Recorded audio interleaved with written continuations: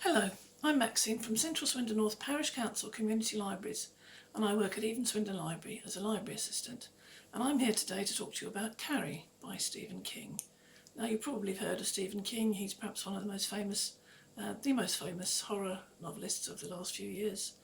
But he's in fact very much more than that. He's a supremely talented writer, perhaps one of the most talented writers of the 20th century, in my opinion.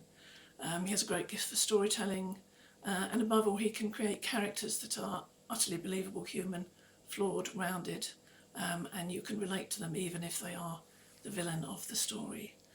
Now, Stephen King grew up in poverty, single mother.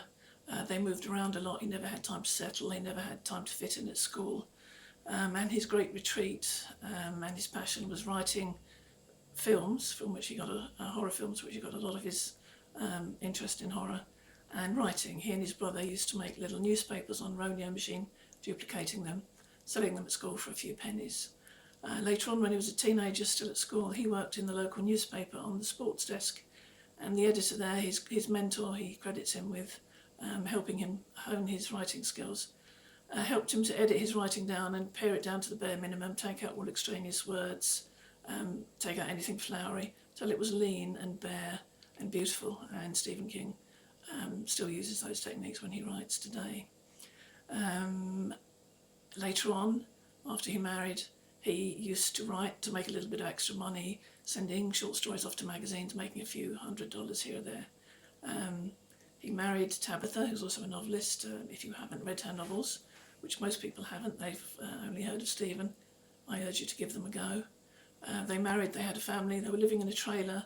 Stephen was working as a teacher. Tabitha also had a job, but money was tight and the family needed to be fed, so Stephen also had a job working in an industrial laundry. So in his spare time, he still wrote what little spare time there must have been, writing the short stories.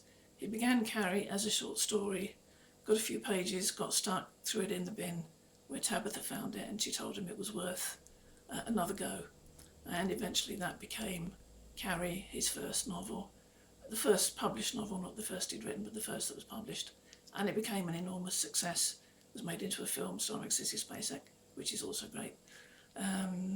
It's about a young girl growing up in a small town in America who doesn't fit in anywhere. She is being brought up by her mother, who is a religious maniac, who believes that she is the only person in the town who really knows how to live. She has this very strict code of morals. She's very strict and harsh with her daughter. She beats her. She's irrational. She makes Carrie dress in horrible old-fashioned clothes. She won't let her mix with anybody. So consequently, Carrie is isolated, alone, lacks social skills, doesn't know normal things that teenagers know, but she longs to fit in. She wants to be like everybody else. She wants to belong. So when the school prom comes along, she secretly makes herself a dress and decides to go to the school prom. Now, she's befriended by a nice girl at school who encourages her, and for the first time Carrie feels as if she might be able to taste what it's like to be normal like everybody else.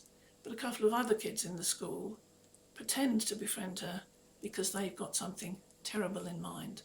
At the prom, at the climax of the prom, they want to humiliate her in the worst way possible. They want to make a fool of her. They want everybody to laugh at her, and that's what they do. Unfortunately, nobody knows except Carrie. She harbours this dark secret that she has the gift of telekinesis. She can move objects with the power of her mind.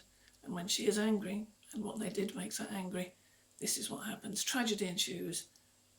The school is destroyed, people die. It's a terrible, terrible tragedy. And it's the climax of the novel. Carrie is told in several different voices. And no matter whose head you are in, whether it's Carrie narrating or her mother or one of the other children, you are utterly convinced that you are inside that person's head, and what they think and feel and say, you believe. It seems authentic and realistic and believable, and you can identify with them. You can understand where they're coming from. And in the sections that are narrated by Carrie's mother, Mrs. White, this is also true, except that she is a monster. She is irrational, she's illogical, she's possibly insane, but he writes so well that you utterly believe that she understands and that it's logical, and you can relate to her, which is, I think, King's great gift. It's beautifully paced. As I say, the characters are fabulous.